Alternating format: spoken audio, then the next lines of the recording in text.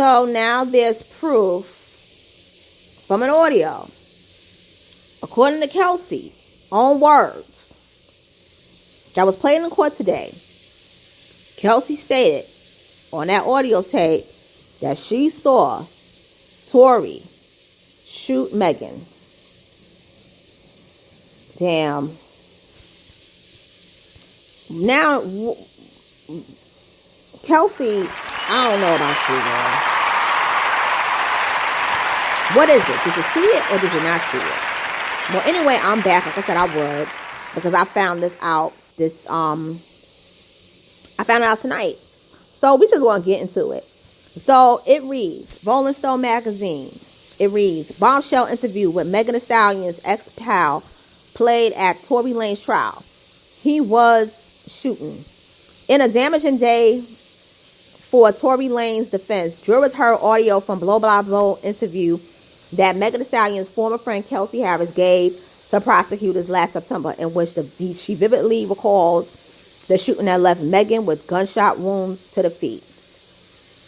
The recording was played in a courtroom in downtown Los Angeles Friday, after Harris took the witness stand this week and recanted nearly all of her September statements implicating Lanez.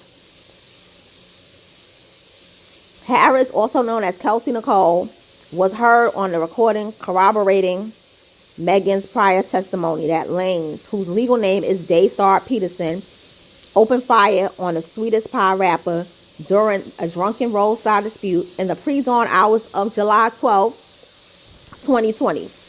Jurors listened with rapt attention to the September 14, 2022 interview, following along with a transcript. In the audio, Harris recalled leaving a pool party at Kylie Jenner's house in a Cadillac Escalade with Megan, Peterson, and a driver identified as Jaquan Smith shortly before the incident. Harris, 27, told prosecutors a fight broke out inside the SUV and that she stepped in to defend Megan when Peterson started disrespecting her. I said, "You're not going to toss on my friend like that," Harris recalled on the recording. "Honestly, when I argue, I can say things that are harmful too." She said Peterson then told her he was from Canada, insinuating Canadians were gangsters. Let me stop. He said, my nigga, I'll shoot you," Harris told prosecutors. "He said that to me, and he reached like he was going to grab something, reached towards the middle console, but he never pulled anything." She said Peterson never opened the console.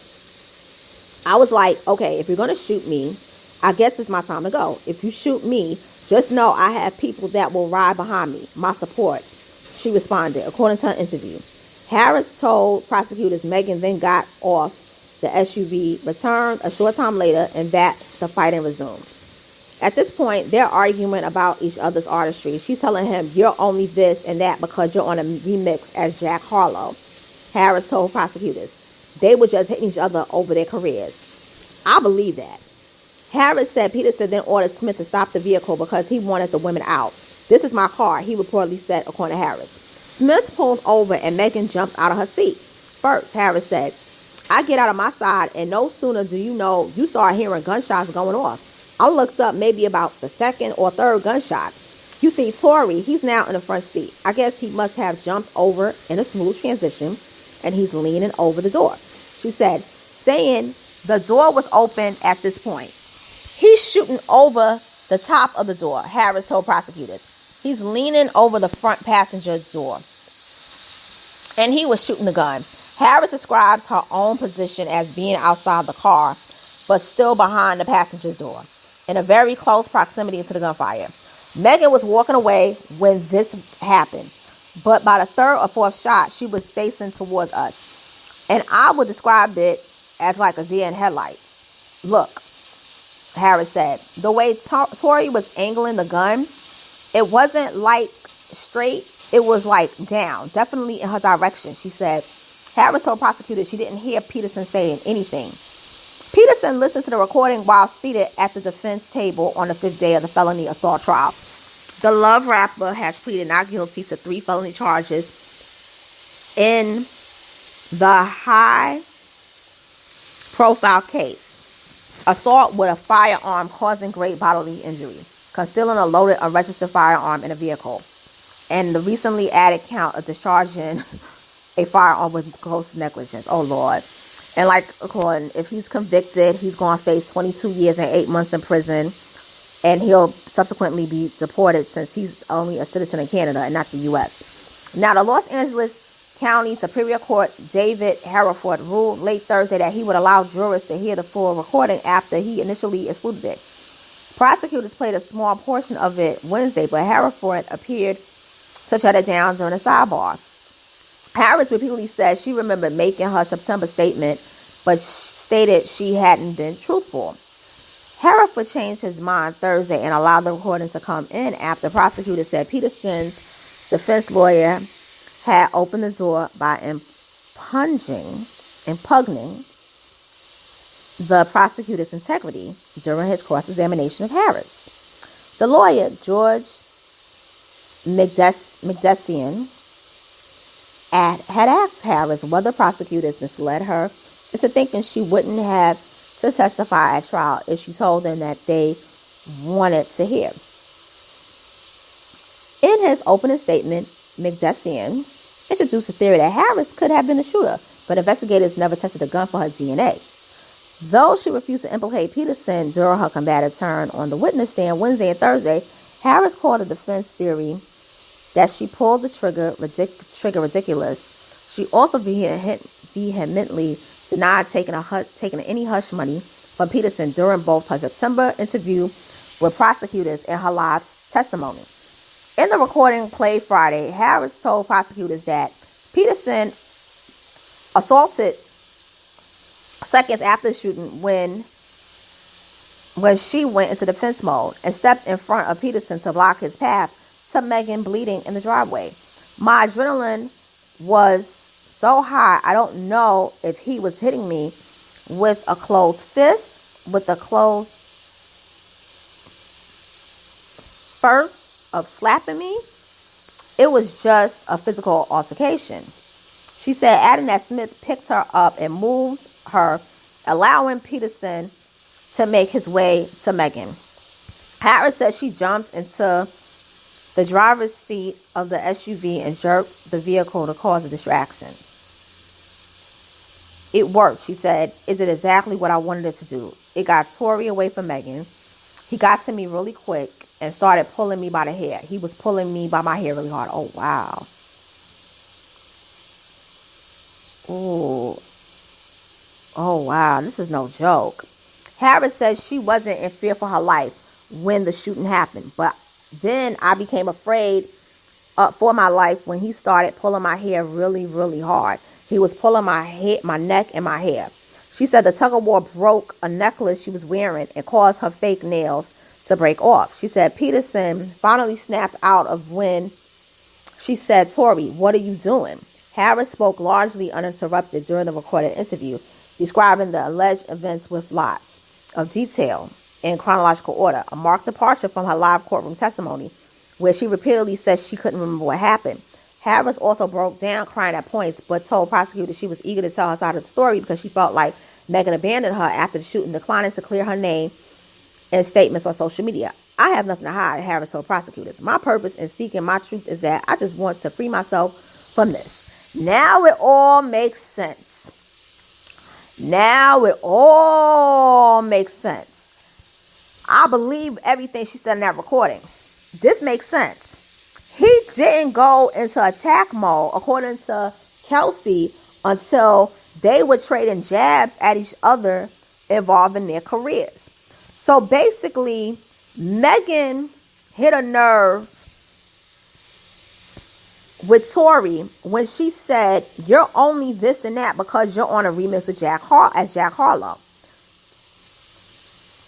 And if you remember, by that time, she had a #1 hit with Savage featuring Beyonce. So basically, it's sort of like, in so many words, Tory been around for so many years, but this girl is getting just popped up like 2 years ago at that time. And now she the it girl with number 1 hit. And then have another one, number 1 on the way, blowing up. And I've been in the game since 2009. And I don't have any hits like that. You understand? Like, I got top 40 hits, but I don't have all the accolades that this young woman has. And I've been in the game for a long time. So that hit the nerve. And that makes it, he has beef with a lot of people. With a lot of people through the years. But I didn't pay attention. But I do like Tory Lanez's song, Say It. I love that. Because that's when I first noticed him. And that was that song was a big hit. That was big. The mixtape did go. And the thing about it is that his mixtapes do go. They are hits. But what it is that with everything in the industry, the music industry is not the same. Like, I believe that if the industry was different, he would have been bigger. If he would have been around in the 2000s, he would have been much bigger. But he's always creating, churn out music. And in my opinion, I think he's more of an authentic artist than Megan. I'm going to be honest. I really do. But it didn't really work out for him in that way. And he was just, blowing up, just coming, into his own when this whole thing happened. And that's really messed up. Like, on R&B and hip hop, he's pretty solid. He has a solid career. But he's never cracked into being like a top 10 pop chart artist. That's what he's been trying to get. Like, he's bigger here than he is in Canada. Believe it or not. He's bigger here than he is in Canada. But where Megan is, Megan got it. And a lot of people feel some kind of way. And throwing a jab at somebody like that, especially a man, as a man, he's going to feel some kind of way. And Megan didn't have to do that. Now, I'm not excusing the violence, because that's wrong. But that's his temper. He doesn't have a strong temper to where he could contain his anger and just walk away. He grabbed Kelsey because Kelsey was trying to protect Megan. Beat her, pulls her hair, and then still aimed that gun at Megan. And in my opinion, if all for what Kelsey is saying is true, he was planning to delete Megan that night, or at least delete her ankles and her feet. And that's not cool. Like, you could look at his stats. Like she said, like, the What's Poppin' remix made him big. He was on Jack Harlow's song. Number 2 R&B. Number 2 R&B and hip hop. Number 2 in the country. And number 4 in Canada. That's his biggest hit. He's never had a big hit like that. So I could understand Megan doing that. But Megan, this is why I say, to a point, I feel bad, because you didn't have to say that to that man. You could have just left well enough alone, beef with, said what you had to say to him, and then take it and move on. Like, the man makes more. The man, albums, mixtapes, EPs. That man works hard. 1, 2, 3, 4, 5, 6, 7 albums. 1, 2, 3 commercial mixtapes. 1, 2, 3, 4, 5, 6, 7, 8, 9, 10, 11, 12, 13, 14, 15, 16. Regular mixtapes. 1, 2, 3, 4, 5 EPs. He's churning out more art than you are. You didn't have to do that to that man. But still, if all this is true, he didn't have to shoot her either. He didn't have to do that either. But could this have been prevented? Yes. This could have been prevented. And I never had any issues with this man. It's just sad. This is real sad.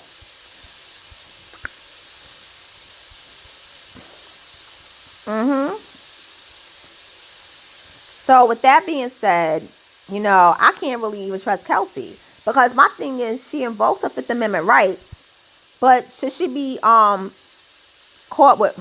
she be charged with perjury? Because she didn't tell the truth the first day. So this case, like I said, it's like Days of Our Lives. So with that being said, I'm signing off. I'll talk with you all later. Take care and have a wonderful weekend.